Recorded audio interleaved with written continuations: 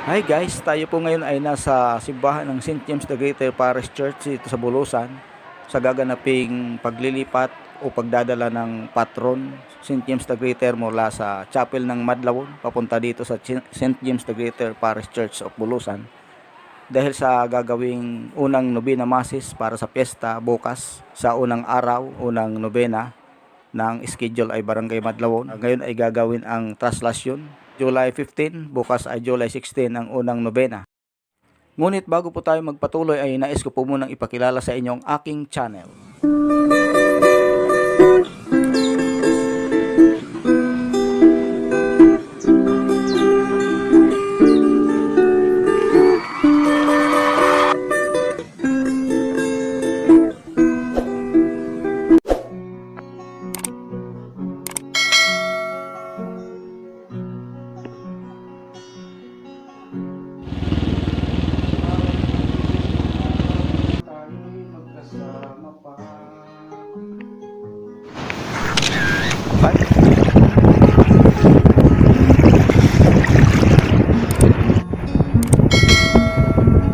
Life, environment, music and travel.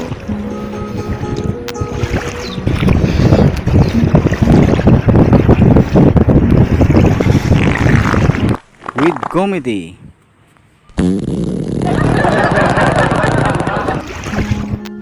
Hi guys, the YouTubers, this is Abundio Forcat. Please don't forget to view, subscribe, like, comment or share. And please don't forget to click the notification bells so that you'll always be advanced to my vlogs. Thank you.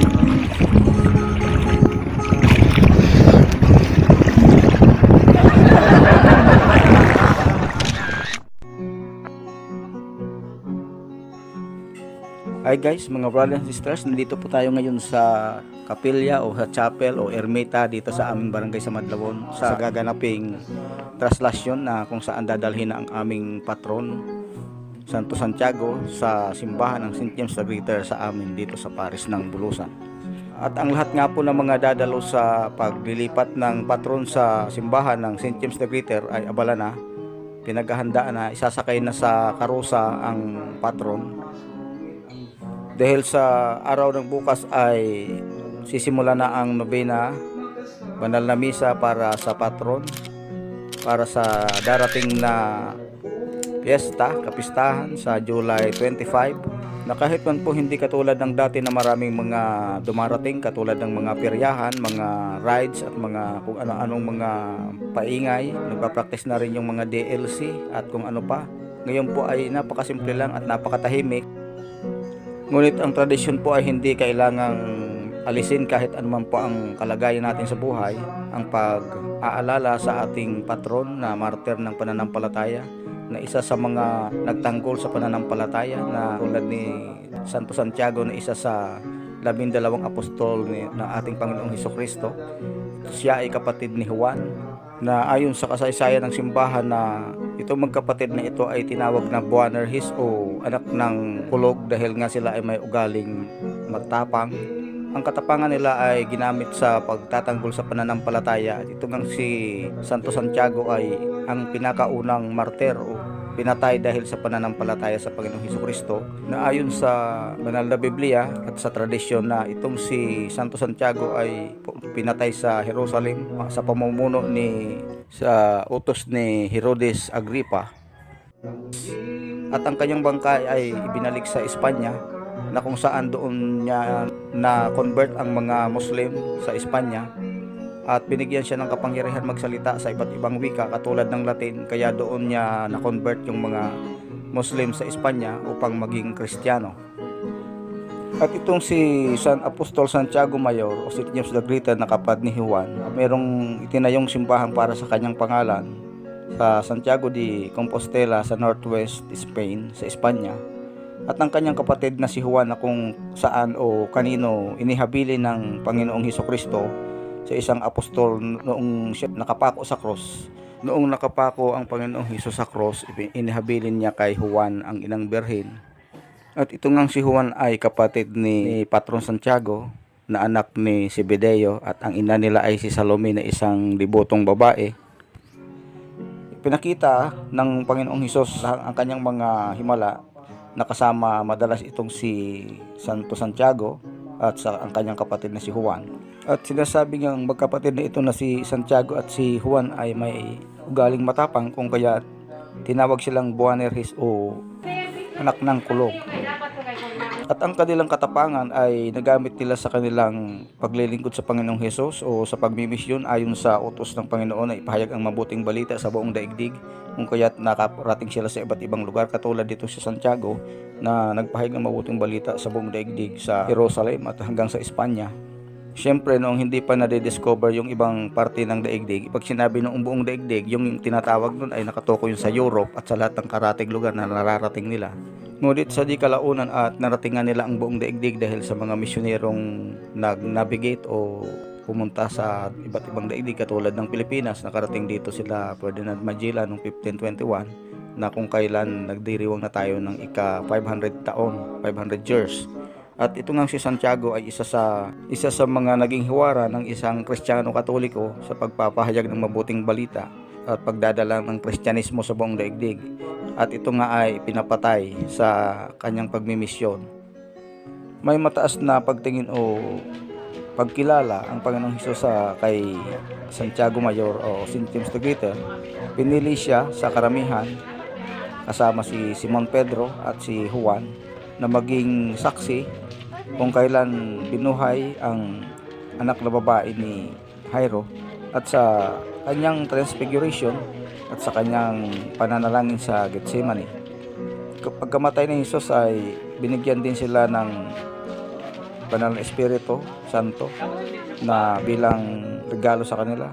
Kaya't sila ay nagsalita sa iba't ibang wika para sa pagpapahayag ng mabuting balita o ebanghelyo sa lahat ng bansa.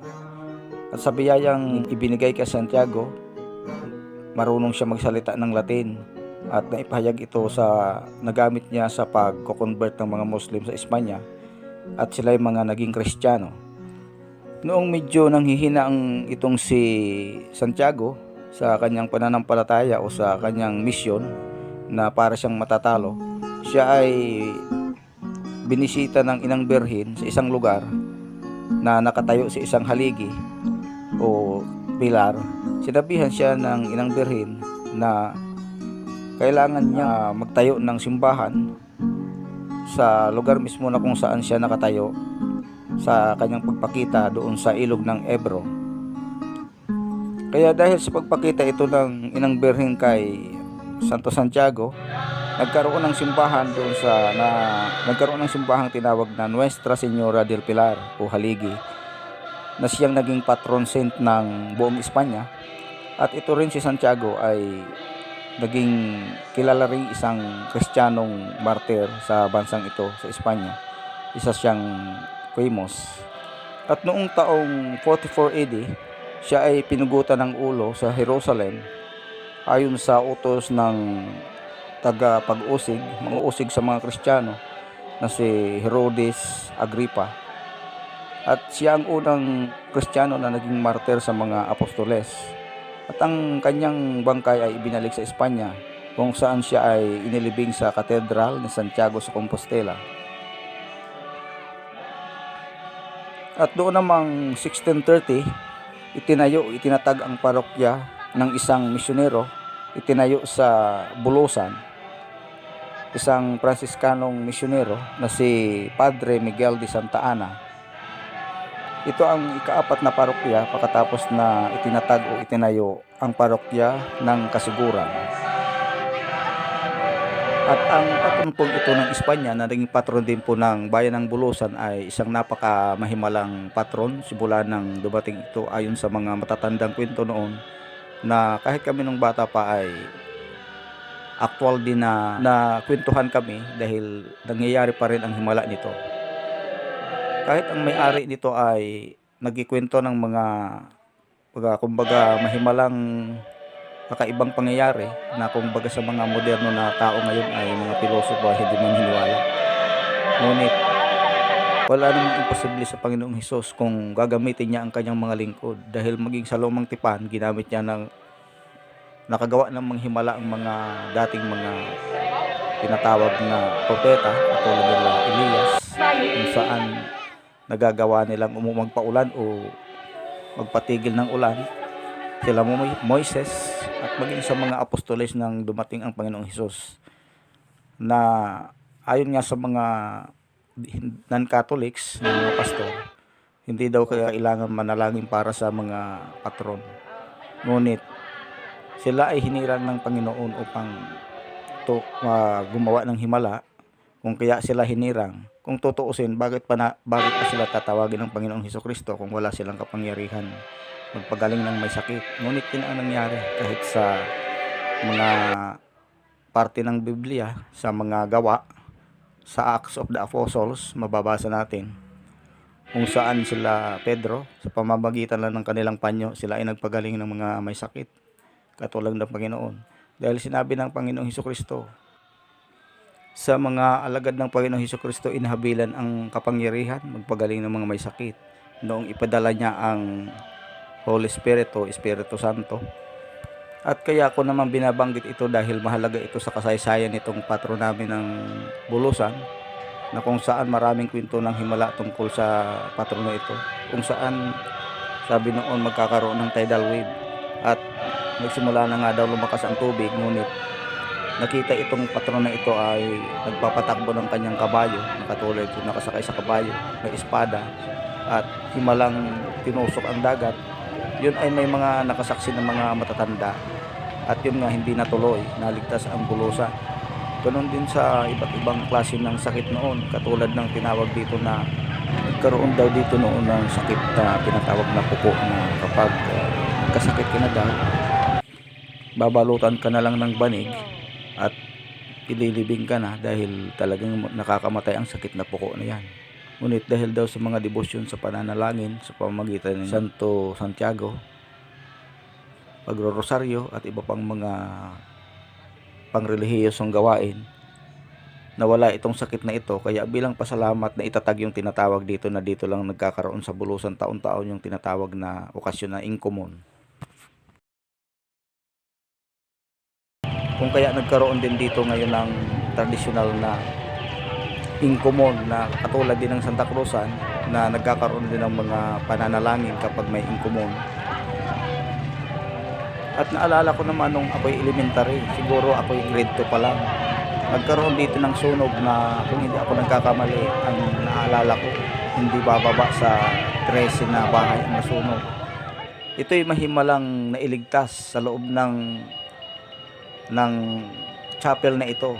Ang chapel nito noon ay hindi pa tulad na sa ngayon na konkreto. Nasunog yung bahay nito na aming patron, ngunit siya ay himalang nailabas, na ayon nga sa may-ari, bago daw yun mailabas, kailangang maraming tao ang bubuhat, katulad ng nangyari ngayon, di ba? Daming bumubuhat. At ang nakapagtataka pa kung paano nailabas ito, dahil yun ay ang pinto daw noon, ang sarahan ay merong pinapako na nilalagay, kailangang talagang may tatanggalin. Sa hindi maipaliwanag kung bakit natanggal talaga ng ilang tao lang. At nabuhat ito, nadala sa may elementary, medyo malayo-layo yun. Biruin mo, hindi sinakay sa karusa, nadala doon. Kung hindi ito doon nadala, sunog na rin ito pati ngayon, itong patron namin. Matagal na nangyari yun, ngunit hindi ko rin makalimutan ang himala na yun. At noong nagkaroon nga bago magkaroon daw ng tidal wave, na may nakakita nga, kinabukasan noon, nakikitaan ito ng may-ari ng mga putik ang putik ng nakasapatos na kabayo na sinasakyan. Kung bakit may putik. At minsan naman daw, nakikitaan ito ng mga amor seco o yung mga damo na magkakaroon lang nito kung pumunta ka ng bundok o kung mga palayan, lalo na yung amor seco.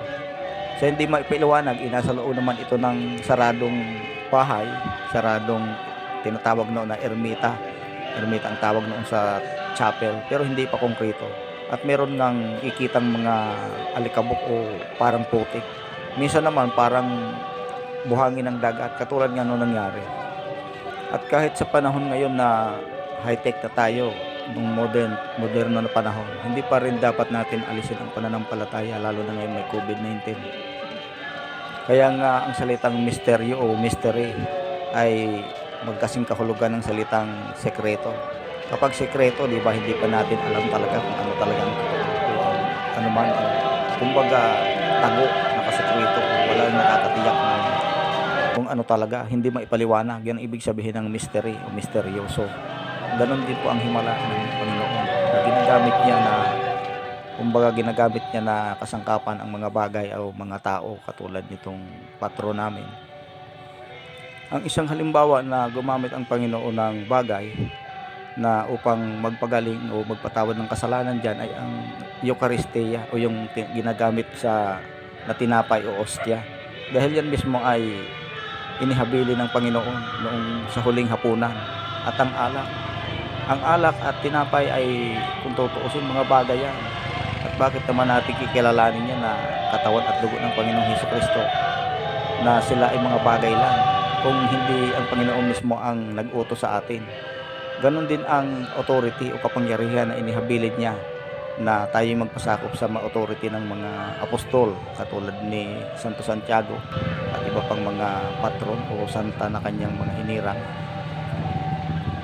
Dahil ang mga patron na ito o mga santo ay hindi naman ito dinoyos ng mga Katoliko, kundi sila lang ay nire-respeto, ginagalang at hinihingian ng panalangin. Kung kaya't kapag nananalangin ang isang Katoliko, sinasabi namin ora pro nobis o ipanalangin mo kami o ipamikbi mo kami, sabi dito sa Bicol. Ibig sabihin, humihingi kami ng tulong sa mga santong ito dahil ito sila ay mga hinirang ng Panginoon Jesucristo.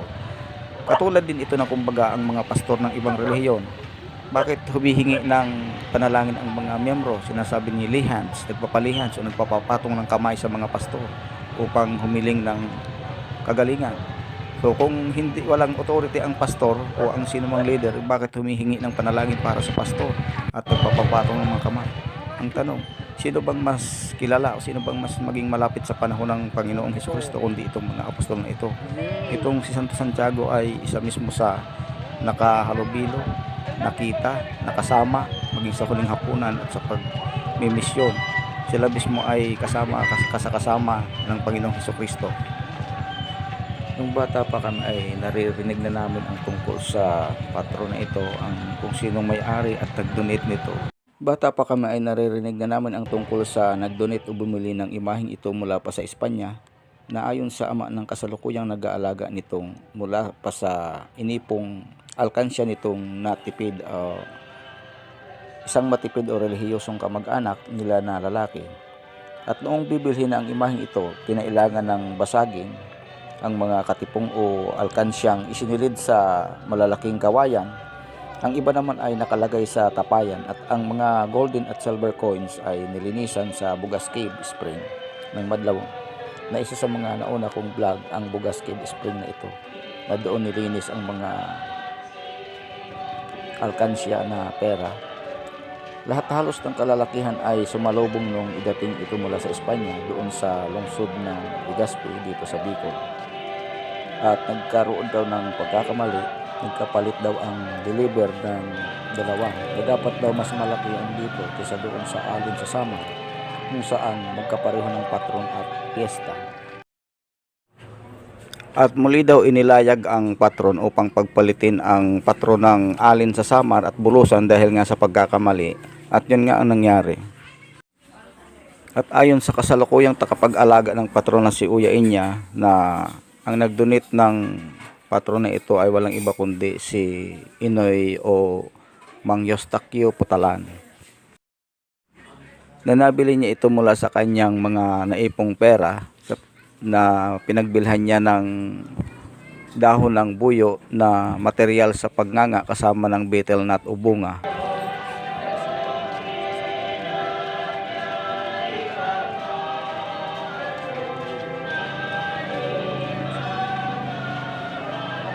Betel nut. At noong 1904, dumating ang imaheng ito mula pa sa Espanya at sinalubong ng mga kalalakihan dito sa Legazpi City para sa parokya, sa bagong parokya ng Bulusan.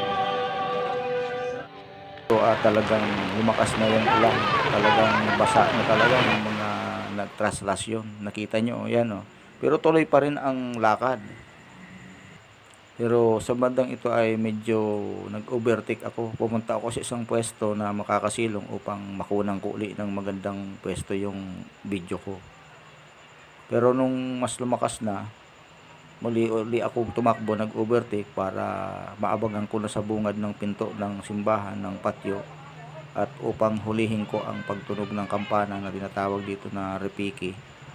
Ang repiki ay mabilis at masayang tunog ng kampana para sa masayang okasyon, paglabas at pagpasok ng isang patron. At dito sa bandang ito mas lalong lumakas ang ulan at ako'y napatakbo na papuntang, nag-overtake ako dahil nga bala ko na ma-scope ang grupo na ako'y nasa unahan, lalo na ang nais kong hulihin ang tunog ng kampana. Gusto ko makunan dahil yan ang nais ko iparinig sa aking mga kababayan na taga rito, taga Bulusan, dahil sila'y nasa abroad at sa ibang bahagi ng Pilipinas.